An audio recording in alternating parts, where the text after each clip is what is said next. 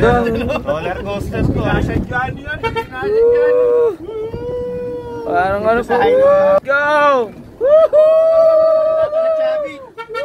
Ay, Leon, ay, ayan o. Oy, oy, eh!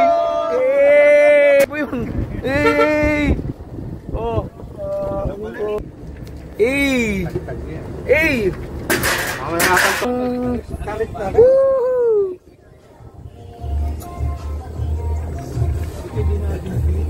Ay! Taas mga katakus!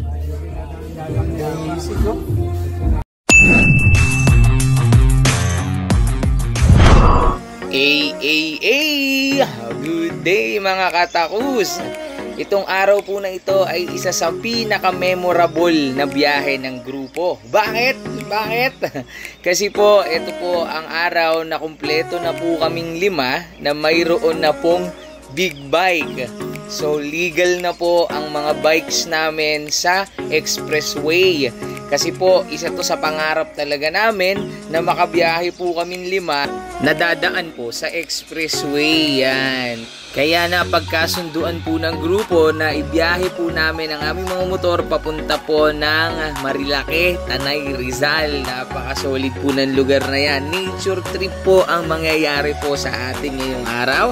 At ito po ang first trip po ng grupo na kaming 5 ay naka-big bike. So let's go!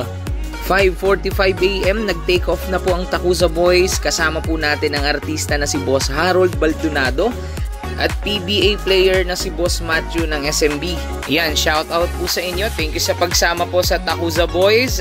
Isa sa fastest route po natin dinaanan ay ang Bulacan para makalusot po agad tayo ng NLEX.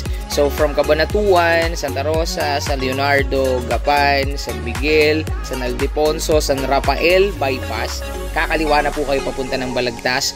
At paglabas po ng Balagtas, NLEX sa Bocaue Toll Plaza na po yun. Then ayan, exit po tayo ng Toll Plaza ng Mindanao Avenue, papunta po ng Quezon City. So Quezon City, dire-diretso lang, papunta naman po tayo ng Marikina City.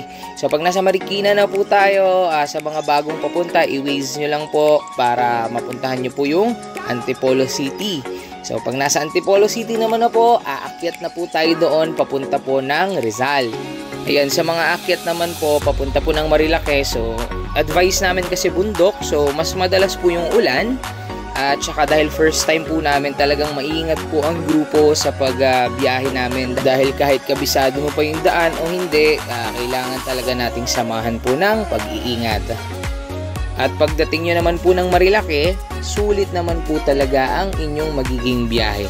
Kasi kahit gaano kalayo pa ang pinanggalingan, pagdating nyo po dito, sobrang ganda talaga ng lugar ng Marilake. Iba't iba po ang makakasabay at makakasalubong nyo ng sasakyan dito. So, kailangan po talaga nating mag-ingat. Kasi ito pong Marilake ay isa sa dinadayo talaga ng iba't ibang motorista dito po sa atin sa Pilipinas. Sobrang ganda ng mga puno, sobrang lawak at ang ganda po talaga ng daanan dito sa Marilake. Kaya kailangan po talaga nating magpigil ng ating mga sarili para magpatakbo po dito ng mabilis. Kasi talagang ma-enjoy nyo po yung daan. So, chill ride lang po tayo. Pwede naman tayong umovertake pagka po open naman. Pero yung mga curbs, kailangan ingat po tayo sa mga curbs. Kasi meron mga mabibilis ang takbo dyan. Baka may makasalubong po kayo. Kaya kailangan po alisto po tayo sa ating pagmamaneho. Sobrang na-enjoy po ng grupo ang ride po namin po na ito kasi po sobrang sulit talaga ng mga view and scenery po dito sa Rizal.